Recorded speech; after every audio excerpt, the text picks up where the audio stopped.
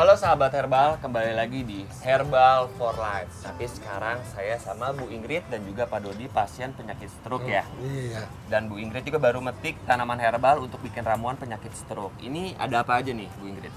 Ya, ini namanya pegagan. Ya. Pegagan. Pegagan, ya. Pegagan ini biasanya tumbuh liar. Jadi kalau ada di sekitar kita, sekitar rumah kita, ada lahan tidak terpakai, itu kadang-kadang dia tumbuh sendiri. Ya, jadi sayang tuh jangan dimusnahkan. Pegagan. Iya, Saya baru lihat nih pegagan. bentuknya kayak begini nih. Iya, Coba lihat pegagan. nih. Nah, kayak gini. Kayak gini ya. Nah, seperti ini. Jadi ini pada intinya pegagan itu sifatnya antioksidan ya. Kemudian dia bisa memperlancar aliran darah ya, dan juga memperbaiki regenerasi sel-sel saraf. Dimana kalau orang dengan stroke itu perlu sel sarafnya diregenerasi. Terus ada apa lagi dok tanamannya? Nah, ini ada meniran nih.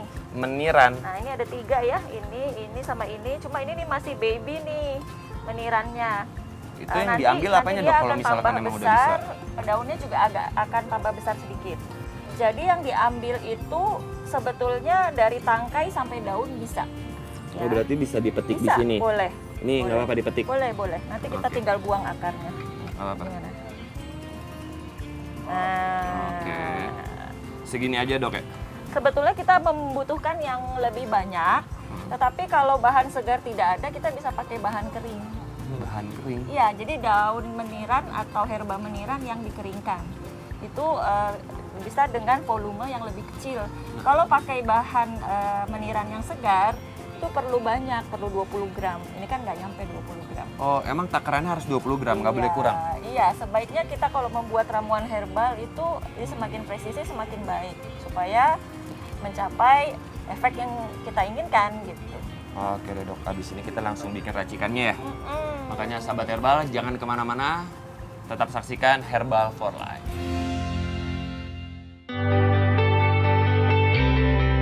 Sahabat herbal, tadi kita habis metik, sekarang kita langsung pengen bikin.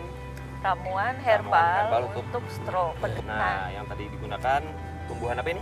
Ini, ayo masih inget nggak? Began. Pegagan. Ya. Pegagan. Pegagan, ini udah Sama- dipetikin kayak gini ya. Ya, sama ini apa? Sama ini meniran, tapi ini menirannya masih cilik, jadi saya pakai yang bentuk yang dikeringkan. Sudah. Ya, seperti Ini ini. 20 gram ya kita. Kalau yang dikeringkan itu 3 gram. Oh dikeringkan cukup 3 gram aja. Tapi kalau yang segar 20 gram untuk satu porsi atau satu gelas. Ya. Kemudian ada kunyit 20 gram ya untuk satu porsi. Ini ada jahe ya? Ini jahe Jahe. untuk satu porsinya juga 20 gram. Nah ini temulawak juga sama 20 gram satu porsinya. Nah ini madu nih, Bener ya? madu murni ya yang dipakai.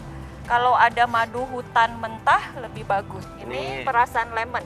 Oh perasan lemon. Ya, supaya selain rasanya lebih segar, nantinya dia juga bersifat antioksidan. Oke, kita langsung ngeracik aja nih. Tuang air 800 ml ya, kita biarkan sampai mendidih, baru nanti dimasukkan bahan-bahannya. Kita pertama-tama mulai masukkan bahan yang keras dulu ya. Keras berarti Ini temulawak, temulawak. jahe, sama kunyit ya. Temulawak ya. Ini semuanya. Itu kunyit, boleh. Kunyit, Kemudian kita masukkan jahe. jahe.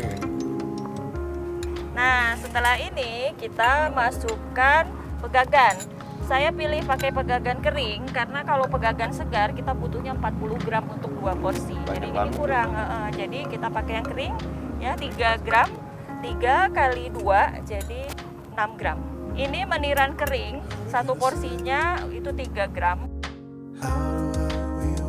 Nah, Jadi udah Diaduk kita dengan apa? aduk sebentar. Kemudian kita tutup ya dan Jamu kita rebus manis. 15 menit. dokter ini kayaknya Iya. udah mateng nih. Iya, udah 15 menit. Jadi Udah kita 15 matiin menit ya? aja kompornya nih. Matiin aja ya. Iya. Kita buka, nggak apa-apa. Kita dulu tunggu sampai Apa? buihnya sudah tidak ada, baru kita buka. Jadi ini maksudnya tetap ditutup itu supaya menjaga minyak atsiri dari rempah rimpang-rimpang itu tidak menguap keluar. Ini buihnya Oke, udah boleh. habis baru Boleh buka kita ya. tuang jadinya. Kita bisa tuang ya ke cangkir atau gelas, tentu saja dengan disaring.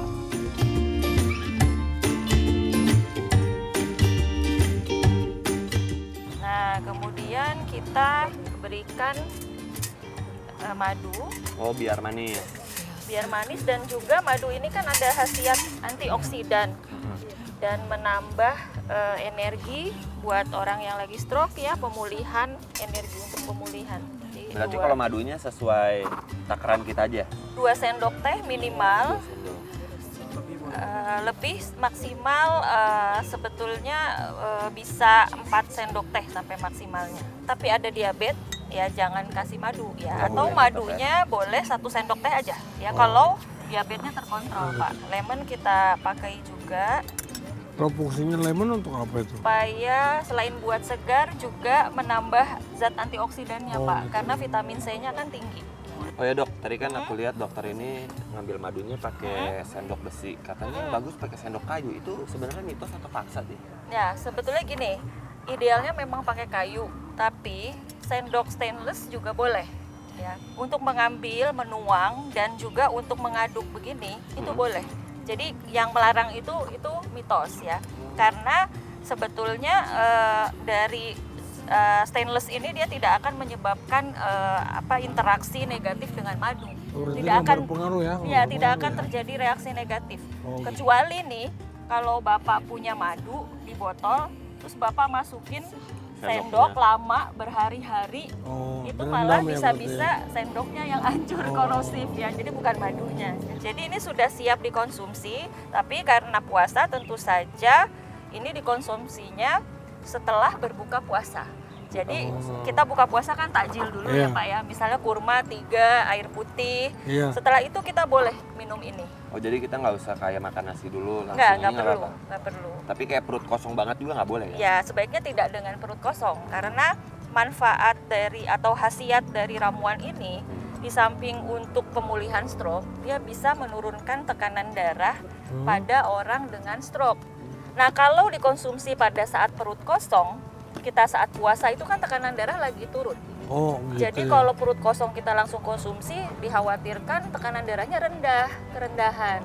Jadi diisi dulu perutnya dengan takjil tadi, kurma dan air putih. Untuk melancarkan itu ya.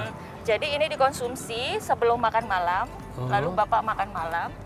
Setelah makan malam, kira-kira jarak 1 jam dari ramuan ini, Bapak bisa minum obat medis resep dari dokter yang untuk stroke. Ini kira-kira ramuan itu dikonsumsinya bagusnya sekali atau 2 kali sehari? Kalau orang dengan stroke, sedang masa pemulihan stroke itu minimal 2 kali. Jadi 2 sampai 3 kali sehari. Oh berarti di bulan puasa ini sesudah Sudah buka, buka, tapi sebelum makan malam dan sebelum makan sahur. Nah Pak, kalau Bapak punya lahan, itu bagusnya Bapak tanam pegagan. Karena pegagan ini termasuk herbal yang sangat penting untuk stroke. Karena efek regenerasi sel sarafnya, memperbaiki aliran darah itu sudah terbukti dengan banyak penelitian. Jadi ini bisa dilalap Pak, jadi dimakan mentah seperti lalap, mau dicocol sambal nanti pas Bapak berbuka puasa buat makan malam boleh.